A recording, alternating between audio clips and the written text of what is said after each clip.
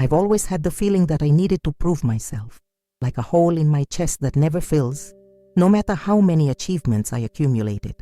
My name is Amanda, I'm 32 years old, and to the outside world, I'm an example of success. Graduated with honors in business administration, masters in finance, and owner of Artemis Investments, a company that has grown beyond what I ever imagined when I founded it 5 years ago. My apartment in the upscale area of the city overlooks the park. I have a closet full of designer clothes that I rarely wear, preferring my worn jeans and comfortable t-shirts when I'm alone, and I'm alone most of the time. Today is Tuesday, 7:30 in the morning. I'm sitting at my dining table that I use as an improvised office, analyzing financial reports while drinking my black coffee without sugar. My cell phone vibrates next to my laptop. Roberto, the screen says. My father. I hesitate before answering. Our conversations always follow the same script. He asks how I am. I reply that I'm fine. He makes some comment about how I could be doing better and then asks if I need advice about the company, as if my successful business were a happy coincidence and not the result of years of hard work. Hello? I answer, trying to hide the weariness in my voice. No response. Just the sound of chairs being dragged and distant murmurs. I'm about to hang up when I hear my father's voice, clear as crystal, not knowing I'm on the line. She's an investment that never gave returns. Amanda has always been the family's disappointment. The air escapes from my lungs. My mother, Christina, responds in a lower tone, but equally cutting. At least she has that little company of hers. She manages to pay her bills, doesn't she? My father laughs, a harsh and cold sound that I know too well. That? It's just a matter of time until she fails, like everything she tries to do. Ironically, while they talk, I'm looking at the documents that prove how I've been secretly saving the family business from bankruptcy for the past 4 years. Through my little company, I've injected capital monthly, buying up debts, paying suppliers, all through intermediaries so my father would never know it was me keeping his legacy alive. A legacy that, apparently, he believes I will never be worthy of carrying. The cell phone slips between my fingers. I place it silently on the table, keeping the call active, unable to disconnect while every word from them cuts like a knife. She's lucky to still be considered part of the family, my father continues, his voice distant but clear enough to wound me. After that fiasco at the company anniversary. The anniversary. How could I forget? 3 years ago, when I suggested modernizing the financial management of the family business and was publicly ridiculed by Roberto. Textbook ideas, he called them. Theory without practice. 2 weeks later, I implemented exactly the same. Strategies at Artemis, which are now worth millions. Roberto, my mother's voice sounds conciliatory, but not in my defense. She tries in her own way. At least she visits us at Christmas. Another laugh. Sure, when she needs to pretend she cares. Do you think she would do anything if she knew we're almost losing everything? My heart races. They don't know. They really have no idea that 4 years ago, when their company started sinking in debt, I was the one who anonymously intervened. It was my executive assistant who found the first evidence. Amanda, Lucas told me, placing a file before me. Your father's company is on the brink of bankruptcy. He showed me the numbers, the debts accumulating, suppliers about to cut ties. At that moment, I thought it would be my moment of redemption. I would help, they would see my worth, I would finally be loved for my competencies. So I decided to do everything anonymously, through intermediaries. Anonymous investors interested in maintaining the company's history, was what my lawyers said when they contacted my father. Suddenly my cell phone makes a sound. The call ends abruptly. Did they realize they called me? Or did they simply hang up without noticing? Shaking, I open my inbox, and the email appears as confirmation of everything I've just heard. Subject, Ray Amanda situation. From Roberto Carvalho to Carvalho family, Cristina, Gustavo, Uncle Pedro, as we discussed. Yesterday, we need to talk about Amanda. She finally seems to be having some success with that company of hers. and we need to figure out how we can benefit from it before she wastes it all. She has always been an investment that never gave returns, but maybe now she can make up for years of expenses and disappointments. Remember, don't mention anything about the company's financial problems. The less she knows, the better for us. Roberto, he forwarded the entire email chain to everyone, including me. A typing error, a careless mistake, but enough to reveal months of conversations where my family discussed how to manipulate me. My phone rings again. It's Marcos, my uncle, the only one who has always treated me with dignity. "Amanda," he says when I answer, his voice deep and concerned. "Did you see the email?" "I just saw it," I reply, my voice strangely calm despite the turmoil inside me. "They don't know it was you, right? That you saved the company?" "No," I confirm. "They believe it was a group of investors." A heavy sigh from the other end of the line. "They're planning to invite you to dinner on Sunday. To," he hesitates, "to manipulate me," I complete. "Ask for money. I shouldn't be telling you this, but I can't stand watching how they treat you anymore. Roberto is desperate. The last capital injection you made anonymously is running out, and he has no idea how he'll keep the doors open." I look at the stack of documents on my table. The solution to their problems is literally in my hands, or it was, because now something inside me has definitely broken. "Thank you for letting me know, Uncle Marcos," I say, an idea beginning to form in my mind, an idea that would change everything. I didn't sleep that night. I spent hours staring at the ceiling of my bedroom, the bluish glow of the city coming through the partially closed blinds. My father's words echoed in my mind, an investment that never gave returns. The next morning, I called Lucas as soon as the clock struck 7 a.m. "I need you to meet me at the office in an hour," I said without preamble. "Bring all the documents related to the investments we made in my father's company." When I arrived at Artemis Investments, my office on the 10th floor was already open, and Lucas was waiting for me with an organized stack of folders. "It's all here," he said, placing the documents on my glass desk. 4 years of investments, all the transactions, all the contracts. "What's going on, Amanda?" I sat down, feeling the weight of the decision I was about to make. What would happen if we stopped now? If we didn't make the next capital injection? Lucas raised his eyebrows, surprised. "Well, from what I see in the financial projections, your father's company would collapse within weeks. They depend completely on that money." I nodded, leafing through the contracts. "And legally, what's our position? We're the main creditors. In practice, if they can't meet the payments, we can take control. The contract your father signed with our intermediaries is very clear about that. A contract that Roberto signed without reading completely, trusting only in the prestige of the anonymous investors who saved his company. And what if we did that? If we took control?" Lucas studied me for a moment, slowly understanding. "Amanda, are you talking about taking over your own father's company?" I didn't respond immediately. Instead, I opened my email and showed him the message that Roberto had sent by mistake. "My God," Lucas murmured after reading it. "They have no idea, do they, that it was you all this time?" "No," I confirmed, "and they never wanted to know. 4 years, Lucas. 4 years injecting money, paying debts, keeping the company alive, and they still see me as a failure." My phone vibrated. A message from my mother.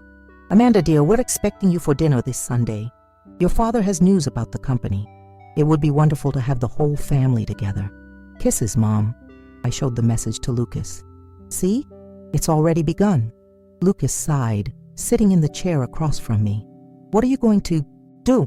I looked out the panoramic window that displayed the city below. My mind was moving faster than I could follow, connecting dots, forming a plan. "I'm going to accept the invitation," I decided.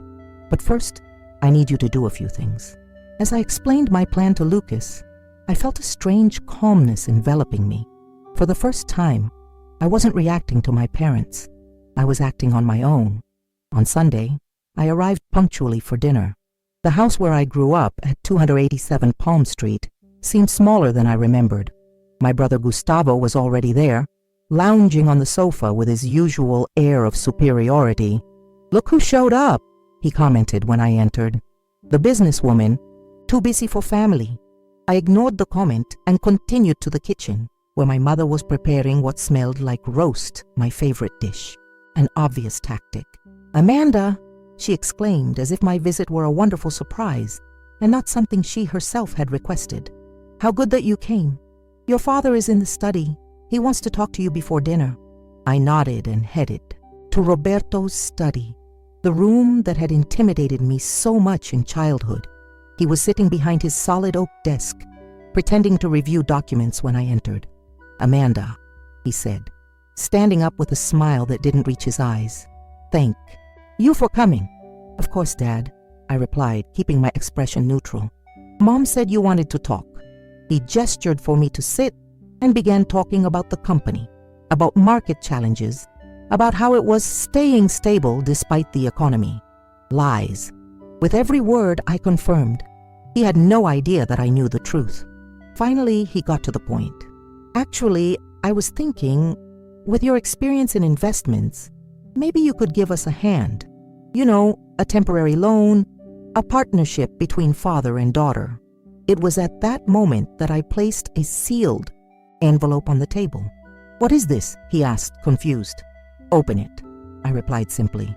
Inside was a document from Artemis Investments, revealing that I was the true anonymous investor behind the funds that had saved his company for the last 4 years. I observed every micro-expression on my father's face as he read the document. First confusion, then disbelief, followed by something I had never seen before. Vulnerability. "Is this some kind of joke?" he asked, his voice losing its usual confidence. "No, Dad. Every penny that saved your company over the last 4 years came from Artemis Investments, from me." He remained silent, rereading the document as if the words might change if he looked at them long enough. "Why?" he finally asked, raising his eyes. "Why do it anonymously?" I could have answered in 1,000 ways. I could have said, I hoped that one day he would discover it and value me. I could have said it was because I knew he would never accept my help directly. But I opted for the raw truth, because I knew you would prefer to go bankrupt rather than admit that your daughter, the investment that never gave returns, was saving your legacy. He turned pale. "What?" "The email, Dad. You included me unintentionally in that exchange of messages with the family. I know exactly what you think of me." Roberto opened his mouth, closed it again. For the first time in my life, my father was left speechless. The office door opened and my mother appeared smiling. "Dinner is ready. What's going on here?" Roberto simply handed her the document. Christina read quickly, her eyes widening. "I don't understand," she said. "Those anonymous investors. Are you?" "Yes, Mom. It's been me for 4 years." At that moment, Gustavo also entered. "Why are you taking so long? I'm hungry and—" "Read this," my mother interrupted, handing him the document. As my brother read, I decided it was time to put all the cards on the table. I took my cell phone and played the recording of the accidental call from 2 days before. My parents' voices filled the room. "She's an investment that never gave returns. Amanda has always been the family's disappointment." Christina covered her mouth with her hand. Roberto sank into his chair. Gustavo, for the first time, seemed without his arrogant air. "Now," I said, stopping the recording, "I want you to know that I didn't come here to humiliate you or to take revenge. I came because we need to have an honest conversation for the first time in our lives. It was the quietest meal we ever shared. The roast got cold, as no one had the appetite to eat. Finally, after minutes that seemed like hours, my father spoke. "Are you going to withdraw the investment?" It wasn't a request for apologies. It wasn't an admission of error. It was a concern for the company, for the money. Typical. "It depends," I replied, keeping my voice firm. "Things need to change." "What things?" Gustavo asked defensively. "Everything," I answered. "The way the company is managed, the way you treat me, the dynamics of this family." That night, as I left my parents' house, I didn't feel the relief I expected. Instead, I felt a strange mixture of sadness and determination. In the car, I called the only person who might understand. "How was it?" asked Marcos, my uncle. "Revealing," I replied, driving through the quiet streets. But it's not over yet. The next morning at the Artemis office, I gathered my legal and financial team. Lucas was there, offering silent support as I outlined my plan. I want a complete restructuring, I explained. I don't intend to sink my father's company, but I can't continue feeding a poorly managed business out of sheer stubbornness. The lawyer nodded, taking notes. The contract gives us the right to actively participate in management, considering the amount invested. Exactly, I confirmed. And that's what we'll do. During the following weeks, I immersed myself in a whirlwind of work. In addition to managing my own company, I was now actively involved in restructuring the family business. Roberto initially resisted, of course. Each suggestion was met with skepticism. Each change faced obstacles. "This isn't going to work," he would repeatedly say. "You don't understand the market like I do." But the numbers didn't lie. With each successful implementation, with each problem solved using my strategies, it became harder for him to deny my competence. A month after the revelation, I received an unexpected message from my brother. "Can we talk? Just the two of us?" We met at a neutral cafe, away from the watchful eyes of our parents. Gustavo seemed different, less arrogant, more human. "I didn't know," he began, nervously moving the sugar bowl. "About you saving the company, about how Dad talked about you." "You never asked," I replied simply. He nodded, accepting the truth. "I've been a terrible brother, haven't I?" I didn't respond immediately. Our relationship had always been complicated. He, the favorite. Me, the disappointment. "Why did you call me here, Gustavo?" He took a deep breath. "I want to help with the company. I want to learn from you." I looked into his eyes, searching for signs of manipulation, of falsehood. But I only saw vulnerability and perhaps a genuine spark of remorse. "It won't be easy," I warned. A weak smile appeared on his face. Nothing in our family ever has been. That afternoon, as I returned home, I realized that something fundamental had changed within me. I was no longer seeking approval. I was no longer trying to prove my worth. For the first time, I was simply being who I was. Competent, capable, valuable, regardless of others' recognition. The road ahead would be difficult, full of confrontations and uncomfortable conversations. But I was prepared. 3 months after the revelation, the tension finally reached its apex. It was an ordinary Wednesday until my phone rang at 10:47 in the morning. Claudia, the HR manager at my father's company, spoke with a trembling voice. "Amanda, you need to come, now." "What happened?" I asked, already grabbing my keys. "Your father, he just completely lost control. He fired 3 employees that you hired, shouted at the financial team, and is threatening to break the new contracts with suppliers."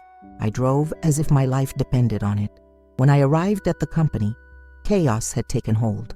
Employees clustered in the hallways, nervously whispering. Gustavo met me at the entrance, his face a mask of concern. "He's in his office," my brother informed me. "Locked in for an hour. No one can talk to him." I walked down the main hallway, feeling all eyes on me. This company, which my father built from scratch, which I saved without recognition, and which I was now trying to modernize, was on the verge of collapse again. Not because of the market or the economy, but because of a man's wounded pride. I knocked on Roberto's office door. "Go away," he shouted from inside. "It's me, Dad, open the door." Silence. Then the click of the lock. I entered alone and closed. The door behind me. The office was chaos. Papers scattered, a chair overturned, the computer screen broken. Roberto was standing by the window, his back to me, shoulders slumped. "Did you come to say I told you so?" he asked without turning around. "No," I replied calmly. "I came to talk." He turned. His eyes were red, his face marked by an expression I had never seen before. Defeat. "There's nothing to talk about. You won. I lost. It's over." "This isn't a competition, Dad." He laughed bitterly. "Isn't it? The great Amanda, savior of the company, business revolutionary, showing the old father how it's done. Isn't that what you wanted? I took a deep breath. This was the moment I had been preparing for over months, perhaps for my entire life. What I wanted was your respect, your love, your acknowledgement that I wasn't a failure, an investment without returns. But I realized something in these months. I can't force you to value me. I can't make you see me. I approached the desk, picking up an overturned photo frame. It was an old photo, me at 10 years old, proudly holding a mathematics trophy with Roberto by my side smiling. Do you remember this day? I asked. You told me you were proud. It was the last time I heard those words. His eyes fixed on the photo, a shadow of emotion passing across his face. Things became complicated after that, he murmured. Yes, they did, and they'll continue to be complicated if we don't have this conversation now. So let's talk, really talk. No manipulations, no power games. I sat down and indicated the chair across from me. After a moment of hesitation, he sat. Why did you always see me as a disappointment? I asked directly. The question floated in the air like a heavy cloud. Roberto laced his fingers on the table, his fingers restless. You were different, he began, choosing his words carefully. You questioned everything, challenged everything, never accepted the easiest path. And that was bad? It was terrifying, he admitted, the words seeming to tear painfully from his throat. You constantly reminded me of all the opportunities I never had, all the risks I never dared to take. The truth fell like lightning between us. It wasn't about me. It never was. It was about him, about his own insecurities, his own fears projected onto me. And now? I asked. Now that I'm doing exactly what you said I would never accomplish. He looked at me, really looked, perhaps for the first time in years. Now, I don't know what to do, he confessed, his voice almost a whisper. You've reorganized the company, implemented systems I would never understand, earned the team's respect in weeks. Even Gustavo, my own son, prefers to learn from you rather than work with me. This doesn't have to be a competition, I repeated. We can work together, or not. The choice is yours. Roberto abruptly stood up, walking to the window again. You're going to take control, aren't you? It's your right. The contract I signed. I'm not interested in taking your company, I interrupted. I'm interested in saving this family's legacy, in building something meaningful. But this will only work if you're willing to change. He remained silent for long moments. Outside, the office continued in suspense, waiting to know if they would still have a company the next day. Finally, Roberto turned. His eyes were moist, something I never imagined I would see. How? He asked. How can we fix this? The company, the family, everything? I stood up, approaching him. For a moment, I thought about hugging him, but we weren't there yet. Instead, I extended my hand. We start by being honest. Completely. Honest! And we go from there. He looked at my outstretched hand. The moment lingered, charged with the weight of decades of resentment, unfulfilled expectations, and unspoken words. Then slowly, Roberto extended his hand and shook mine.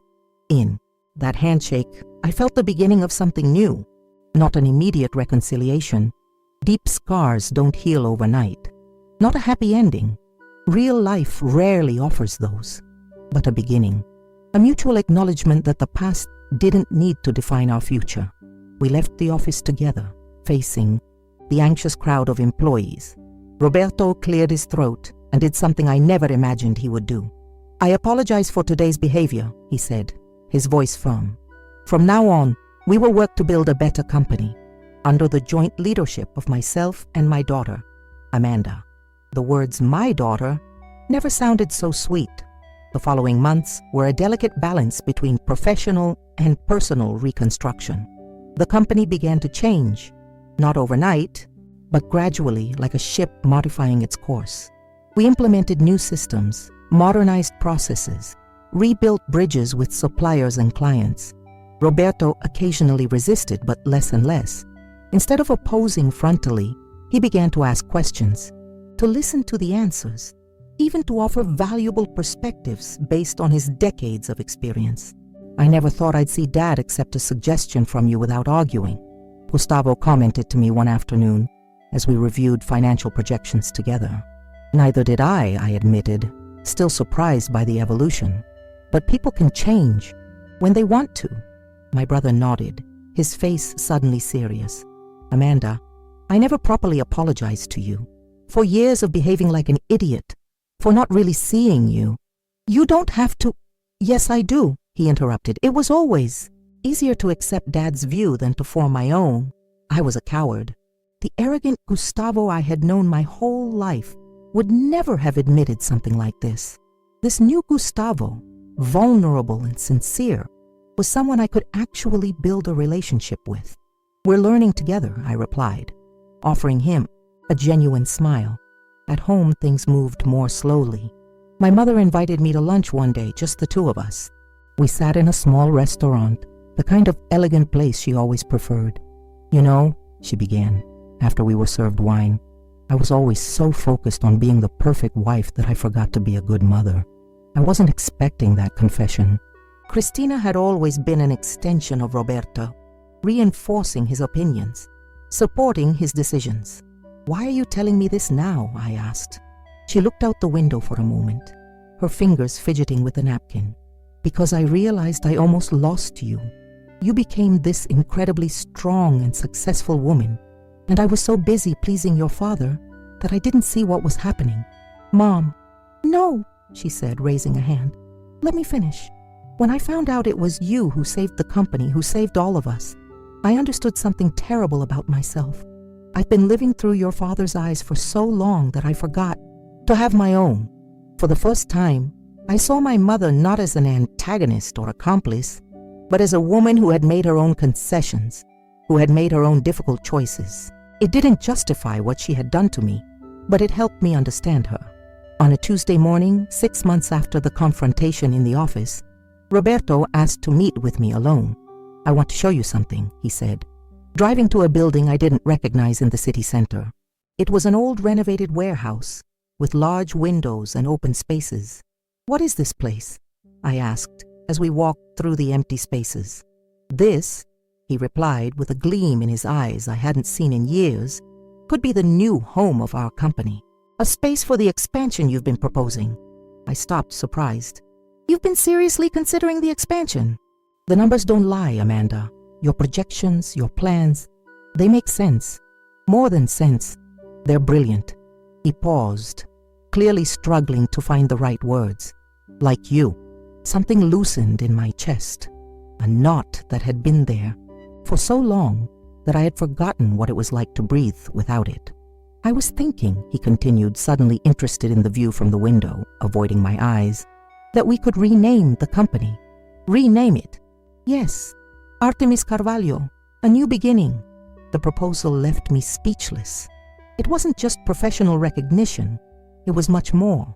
It was my father finally seeing my worth, not just as an extension of him, but as an equal partner, as his daughter. That night, alone in my apartment, I made a decision about my parents' house, the property on Rua das Palmeiras that I had been secretly paying for years. I wasn't ready to have that conversation with them yet, but I knew what I wanted to do. I wouldn't sell the house. Instead, I would transform it into a community center for young entrepreneurs from humble backgrounds, a place where people without the economic advantages I had could find mentors, resources, and support. The next day, I began the legal proceedings. In 6 months, the Artemis Innovation Center would open its doors. My name would be on the project, but not as a vengeful owner or magnanimous savior, simply as someone who understood that sometimes what we need most is for someone to believe in us. The reconciliation with my family wasn't perfect or immediate. There were difficult conversations, awkward moments, occasional relapses into old patterns. Roberto still had days when his pride got in the way. My mother was still struggling to find her own voice. Gustavo and I were still learning to be true siblings. But each day, we took small steps, and those small steps, I discovered, were enough. One night, after a particularly successful day at the company, my father stopped me before I left. "Amanda," he said, his voice unusually soft, "I never asked you. Why didn't you take revenge? When you discovered what I said about you, when you knew you could take control of everything, why did you choose this path? I thought about the answer for a moment, searching for the deepest truth. Because revenge would have been easy, I finally replied. But it wouldn't have healed me. And in the end, that was what I really needed. Not to punish you, but to free myself. My father nodded slowly, his eyes shining with something that seemed to be genuine respect. You are much wiser than I ever was, he said simply. I left the building that night with a strange sense of peace.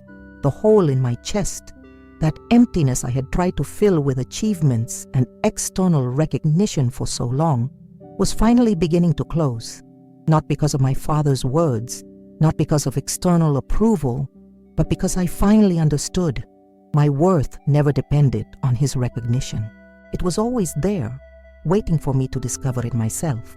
And now, walking to my apartment, under a night sky full of stars, I finally had. 2 years have passed.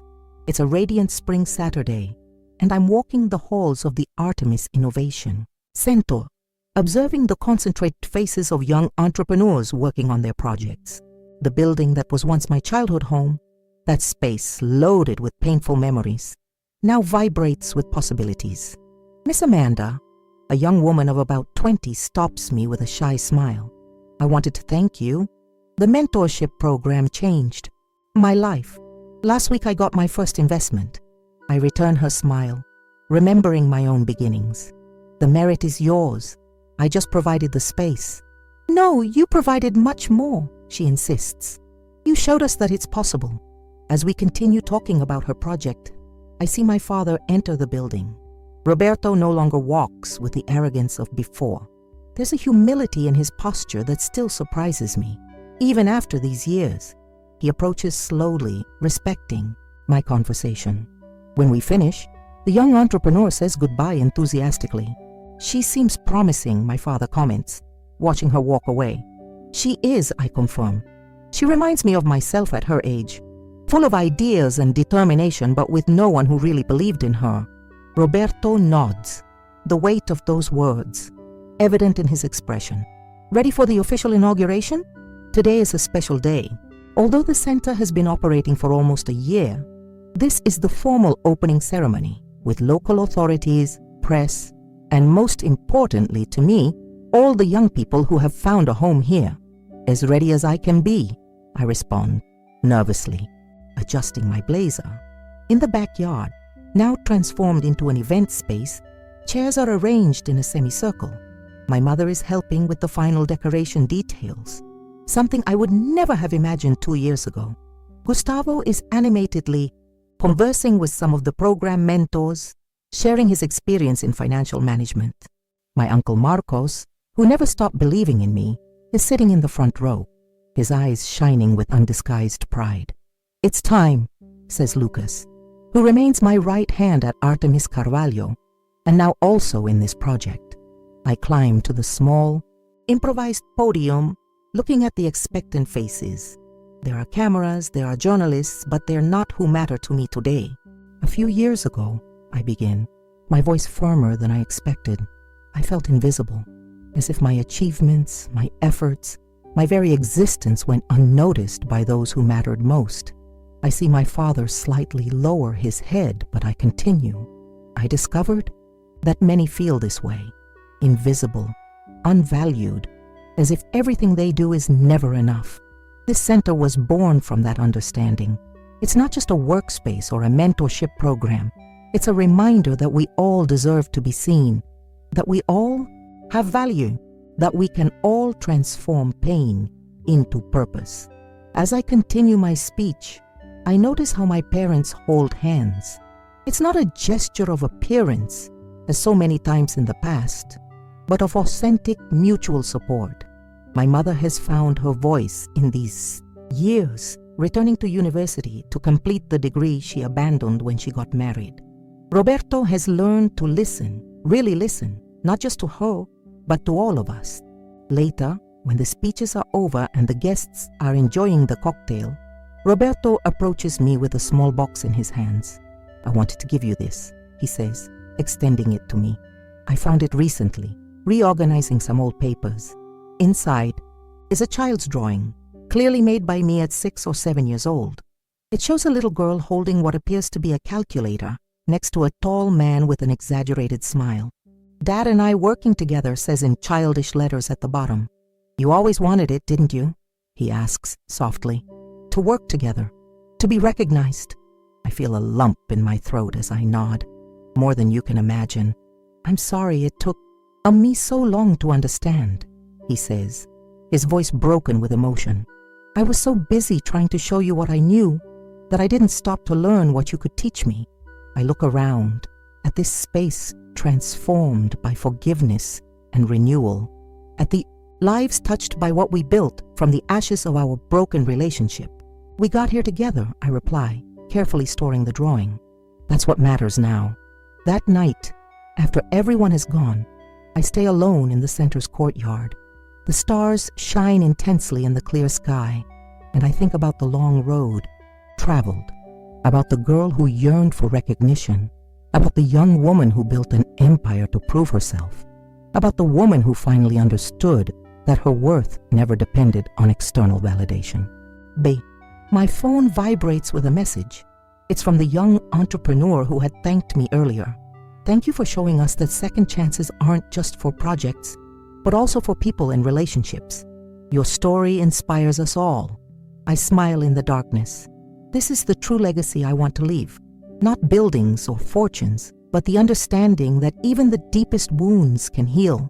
That genuine success isn't measured in numbers, but in restored connections and transformed lives. And as I contemplate the stars, I feel a peace I never thought possible. That feeling of emptiness, that hole in my chest that I tried to fill for so long with achievements and external recognition, has finally disappeared. In its place is something much more valuable, the certainty that I am exactly who I should be, not the reflection of others' expectations, nor the reaction to their disappointments. Simply Amanda, complete, enough, and for the first time in my life, that's all I need. To be